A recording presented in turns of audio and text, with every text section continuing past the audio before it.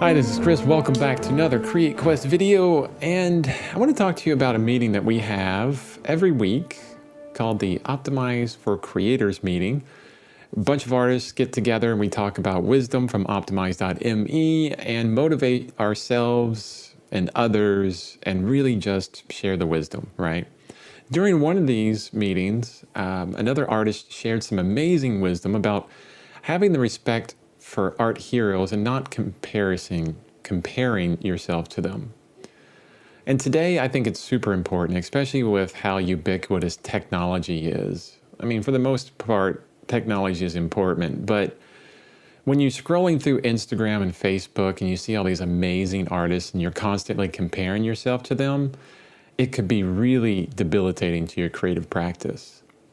So an artist in the group named Dawn, wonderful metalsmith, she's actually pretty awesome. She told me about a moment where she was complaining that she wasn't at the same level as this other artist's work that she loved. And her friend quickly told her that she lacked respect for all the time and effort this artist put into their craft, and it was really egotistical for her to think that she should achieve the same without similar time and effort. Yeah, definitely. So have you ever compared, or are you now comparing yourself to other artists? I hope not. And have you ever wondered why you're not as good as them? Yeah, of course you have. We all have. I've done it. Everyone's done it. This is part of being human. We do compare. It's going to happen. But the point is to have, is that there's no shame here. It's perfectly normal. Just recognize when you're doing it and remember that you have your path and they have theirs. They're completely different paths, right? And then get back to work. That's the most important thing. After comparing, recognize, get back to work on your own path. And I like what Rumi says. He says, quote, "On the way, there is no harder path than this. Fortunate is he who does not carry envy as a companion," end quote. And he also says this, quote, "Indeed, envy is a defect worse than any other," end quote. Yeah, envy, not so great. And I love what John C. Maxwell says, quote, "Comparing yourself to others is really just a needless distraction. The only one you should compare yourself to is you.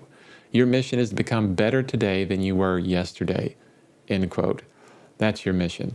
Better today than you were yesterday, just by a little bit. And we all understand that envy is really not the greatest, right?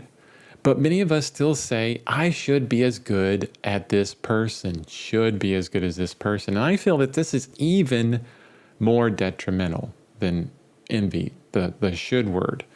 Thinking that we should be as good as someone else indicates that we are ignorant to the time and effort that this person has dedicated to their craft. For example, I love Rembrandt.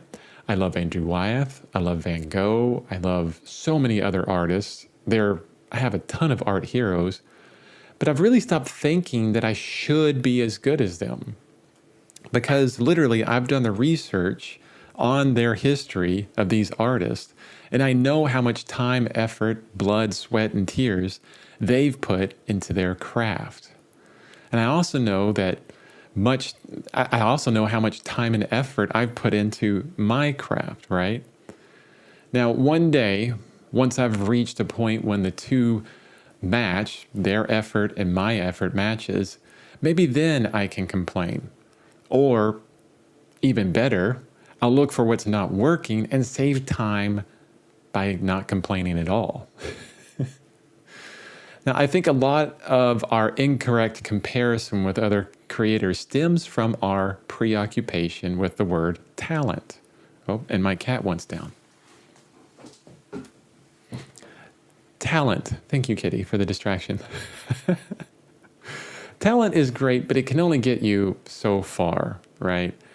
I mean, we have to put in the effort to reach the ranks of our heroes and eventually surpass them, hopefully.